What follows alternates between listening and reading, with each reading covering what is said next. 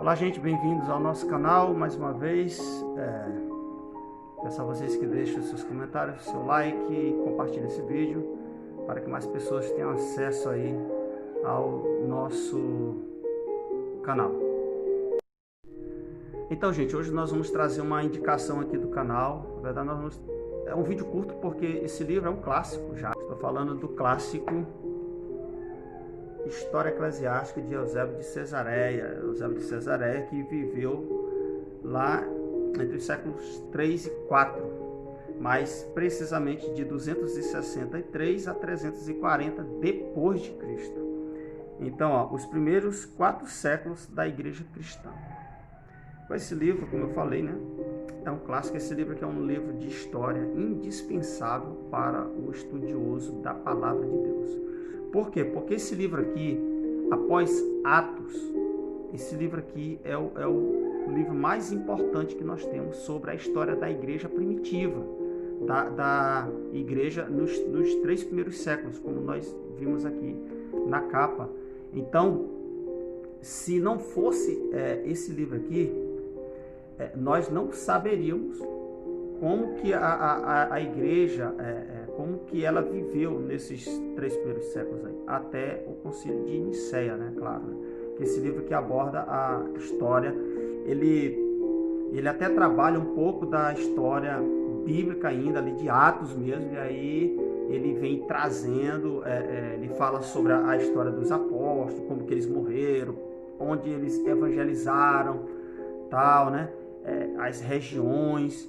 Ele fala sobre como que se deu também a escrita do Novo Testamento, é claro, não com detalhes, mas ele fala mais ou menos como que foi escrito, quem escreveu, quais os livros que eram aceitos pela igreja primitiva e aqueles que não eram, né? Também, é claro. Então aí, ou seja, quando ele faz essa lista, a gente já vai entender quais os livros também que não eram vistos como canônicos pela a igreja primitiva.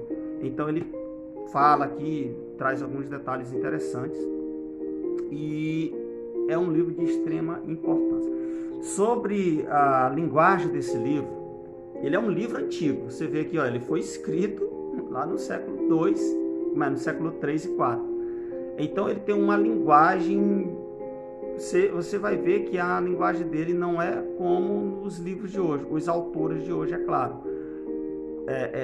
É uma linguagem simples? É simples. A linguagem dele é fácil de nós entender. Mas você percebe que ele tem um sotaque muito parecido com o sotaque dos autores bíblicos do Novo Testamento. Ele usa termos muito parecidos com Atos, até Paulo também, entendeu?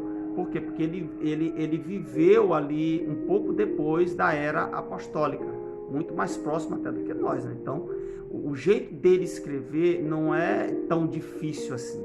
E a gente percebe esse sotaque dele. Isso é algo muito interessante.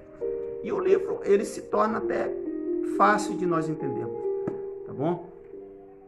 Eu lendo em um outro livro que conta a história desse livro aqui, ver se aí depois eu faço até um vídeo só sobre ele também. Esse livro aqui, ó, Os Pais da Igreja. Esse livro aqui, ele comenta sobre esse livro aqui, ou seja, sobre esse autor aqui. E esse autor aqui, ele fala sobre esses detalhes da linguagem de Eusébio, que ele não era tão erudito assim. Olha só, ele era simples. Foi um livro simples, um livro de história ali que foi feito. Não se sabe se foi por vontade dele mesmo ou se foi imposto para ele, visto que ele era bispo de Cesareia, em Israel, né? Pode ser que ele tenha sido, no caso, mandado, né? No caso, escrever uma história, porque ele era historiador, entende-se isso. E outro detalhe também, Eusébio, ele também é conhecido como o pai das enciclopédias e dicionários bíblicos. Por quê? Porque ele, nessa época, também escreveu a sua primeira obra de enciclopédia bíblica. Então, é uma obra de extrema importância, gente. Isso aqui é um livro que tem que estar na sua estante. tá bom? Esse meu é da CPAD, né? Como vocês viram aí.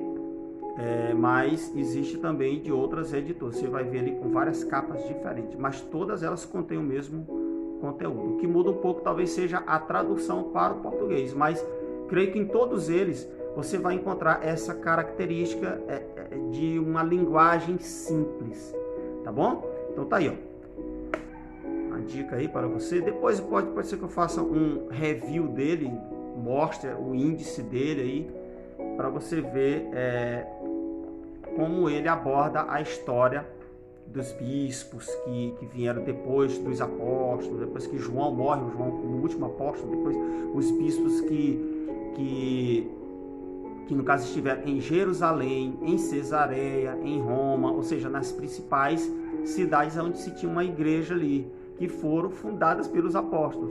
Então ele vai trazer sempre uma lista de bispos, até chegar na época dele, de Eusébio, lá no século IV, tá bom? Então ele aborda também a época de Constantino. É muito bom esse livro aqui. Inclusive nesse livro tem uma história interessantíssima, né? De como que Tiago, ele foi morto. Tiago, irmão de Jesus. Tá bom? Ele conta uma história bem detalhada aqui de como que ele foi morto, né? Ele era uma pessoa que ele já era muito respeitada em Jerusalém, até pelos fariseus, por causa da santidade que ele emanava. Olha só, Tiago. E aí, mas mesmo assim, ele provocava um certo ciúme de muitos. E em uma certa feita, ele foi morto ali, né, no templo mesmo, parece que foi até no templo que ele foi morto. E depois da morte dele, veio uma calamidade sobre Jerusalém, que foi, eu não lembro agora se foi aquela invasão de Tito, né, que se deu logo depois, foi uma coisa assim. Eu sei que houve uma grande calamidade ali logo após a morte de Tiago, e dizem que foi um castigo de Deus porque eles tinham matado um homem de Deus. Então esse livro aqui conta várias histórias interessantes assim. Então tá aí, ó, História Eclesiástica, Eusébio de Cesareia. Deus abençoe sua vida.